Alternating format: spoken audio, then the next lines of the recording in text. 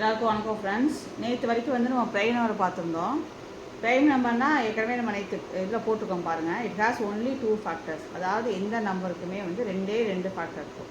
ஒன்று வந்து எல்லாத்துக்கும் ஒன்றுங்கிறது ஒரு ஃபேக்டராக இருக்கும். அப்புறம் அந்த கொடுத்துருக்கிற நம்பரே வந்து ஃபேக்டராக வரும். So prime number has only 2 factor. அதில் வந்து ஒரே ஒரு ஈவன் ப்ரைம் நம்பர் தான் நம்மக்கிட்ட இருக்குது. அது எதுனா 2. There is only one even prime number. ஒரே ஒரு ஈவன் ப்ரைம் நம்பர் தான் இருக்குது. அதாவது ஒரே ஒரு இரட்டை பகா எண் தான் இருக்குது. அது வந்து 2. அடுத்து இன்றைக்கி வந்து காம்போசிட் நம்பர் பார்க்கலாம். காம்போசிட் நம்பர்னால் இதுக்கு நேர் ஆப்போசிட். அதாவது வந்து மோர் தேன் 2 ஃபேக்டர்ஸ். 2 ஃபேக்டர் இருக்குது. அதை விட அதிகமாக வரதுன்னா காம்போசிட் வரும். இப்போ எக்ஸாம்பிளுக்கு பார்த்தீங்கன்னா 4க்கு எழுதி பாருங்கள். 1 டேபிளில் டிவைட் ஆகும், 2 டேபிளில் டிவைட் ஆகும், 4 டேபிளையும் டிவைட் ஆகும்.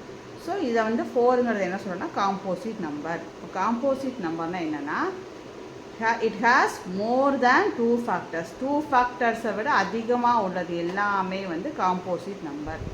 வேறு எக்ஸாம்பிள் பார்த்தோம்னா 4, 6 பார்த்திங்கன்னா 1 டேபிள் வரும், 2 டேபிள் வரும், 3 டேபிள் வரும், 6 டேபிள் வரும். ஸோ மோர் தேன் 2 ஃபேக்டர்ஸ். இந்த மாதிரி 2 ஃபேக்டரை விட அதிகமாக வரதுலாம் காம்போசிட் நம்பர்னு சொல்லுவோம். இப்போது தேர்ட் ஒன் பாருங்கள். 3 and 5 ஆர் டேஷ் ப்ரைம்னு கேட்டாங்கன்னா 3 and 5 ஆர் ட்வின் ப்ரைம் அப்படின்னு சொல்லுவோம். என்ன ட்வின் ப்ரைம்னா என்ன அர்த்தம்னா, இந்த 2 ப்ரைம் நம்பரோட டிஃப்ரென்ஸ் கண்டுபிடிச்சிங்கன்னா ரெண்டையும் மைனஸ் பண்ணி பார்த்தீங்கன்னா ஆன்சர் 2 வந்ததுன்னா அதுக்கு பேர் ட்வின் ப்ரைம்.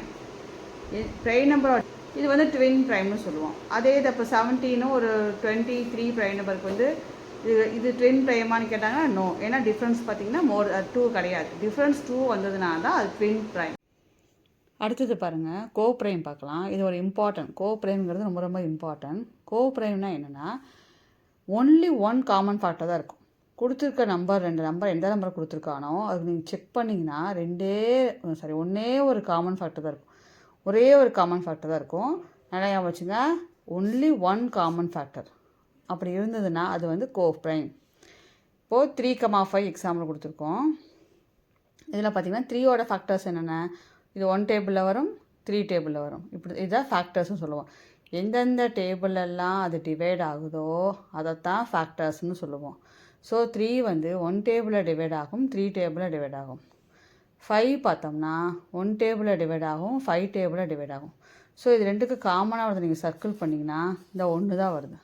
இப்போ காமன் ஃபேக்டர் 1 வருது. அதனால் 3யும் 5யும் கோ ப்ரைம்னு சொல்லுவோம். அப்போ கோ ப்ரைமாக செக் பண்ண சொன்னாங்கன்னா நீங்கள் ஒவ்வொரு ஆப்ஷனாக பாருங்கள்.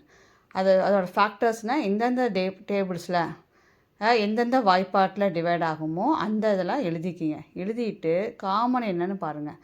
காமன் ஃபேக்டர் வந்து 1 வந்ததுன்னா அது வந்து கோ ப்ரைம். 1 தான் வரணும். 1னா ஒரு காமன், ஒரே நம்பர் 1 தான் வரணும். காமன் ஃபேக்டர் இஸ் 1 வரணும். அப்போ அதை வந்து கோ ப்ரைம்னு சொல்லுவோம். இன்னொரு எக்ஸாம்பிள் கொடுத்துருக்கேன் பாருங்கள். 8,15 இதுக்கு பார்த்தீங்கன்னா இப்போ 8க்கு தனியாக போட்டிருக்கேன். போட்டால் 8 வந்து எந்த டேபிளில் வரும், 1 டேபிளில் வரும், 2 டேபிளில் வரும், 4 டேபிளில் வரும், 8 டேபிளில் வரும். அப்போது அதை எழுதிக்கிங்க. 15க்கு போட்டிங்கன்னா 1 டேபிளில் வரும், 3 டேபிளில் வரும், 5 டேபிளில் வரும், 15 டேபிளில் வரும். இப்போ இது 2 காமன் போட்டாலும் பாருங்கள் இந்த 1 தான். So common factor 1. So 8 and 15 are co prime. அப்போது 2 இதில் காமனாக என்ன சொல்லலாம், நம்ம கொடுத்துருக்க எப்போ வந்து நம்ம இந்த மாதிரி ஏதாவது காம்போசிட் நம்பர் வந்தால் மட்டும் செக் பண்ணுங்கள். அதாவது ஒரு க்ளூ என்னென்னா 2 நம்பருமே ப்ரைம் நம்பராக கொடுத்துட்டாங்கன்னா அதை நம்ம செக் பண்ணவே வேணாம். ஏன்னா அது வந்து common factor 2 prime number common factor 1 தான் வரும். அப்போ 2 நம்பருமே ப்ரைம் நம்பராக கொடுத்துட்டாங்கன்னா அது கோ ப்ரைம் தான். நீங்கள் செக் பண்ணவே வேணாம். இப்போ எக்ஸாம்பிளுக்கு 5,7 கோ ப்ரைம் தான். நம்ம செக் பண்ணவே வேணாம். அதே மாதிரி 2மே காம்போசிட்டாக கொடுத்தா மட்டும் செக் பண்ணிங்கன்னா போதும். அப்போ ஜென்ரலாக என்ன சொல்லுவோம், 2 prime numbers always prime, co prime. 2 prime numbers always co prime. 2 prime number எப்போவுமே என்னவாக தான் இருக்கும், கோ ப்ரைமாக தான் இருக்கும். அதுக்கு தான் இந்த எக்ஸாம்பிளாக 5,7 3,5லாம் 2 prime number always a co prime. ஏன்னா அதோட காமன் ஃபேக்டர் 1 தான் வரும். கோ ப்ரைம்னா என்ன, கொடுத்துருக்க 2 நம்பருக்கு காமன் ஃபேக்டர் எடுத்திங்கன்னா 1 மட்டும்தான் வரணும்.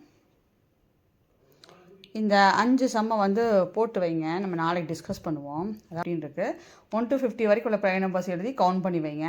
அடுத்தது வந்து இப்போ போட்டாலே அந்த model which is co prime. இந்த 4 ஆப்ஷனில் எது கோ ப்ரைம்னு கண்டுபிடிங்க. அப்புறம் அதே மாதிரி தான் 8th ஒன்று கொடுத்துருக்கேன் விச் இஸ் கோப்ரைம். இது இம்பார்ட்டனாக ரெண்டு சம் கொடுத்துருக்கோம். இப்போ அடுத்தது பார்த்தீங்கன்னா this is a factor of every நம்பர்னு கொடுத்துருக்கேன். இது ஈஸி சம் தான், யோசிங்க. HCF of 2 prime number is இதெல்லாம் ஈஸி தான், ஆனால் இம்பார்ட்டன்ட். அங்கே போனால் 0வா 1ஆ 2ஆ இந்த மாதிரி நிறைய கன்ஃபியூஷன் வரும். மெத்தட் நல்லா ஞாபகம் வச்சுங்க. கோப்ரைம்னா ரெண்டுமே ப்ரைமானு பாருங்கள், கண்ணை மூடிட்டு அது கோப்ரைம் தான். எது வந்து எந்த நம்பர் எல்லாத்துக்கும் ஃபேக்டர் ஆகும்னு யோசிங்க.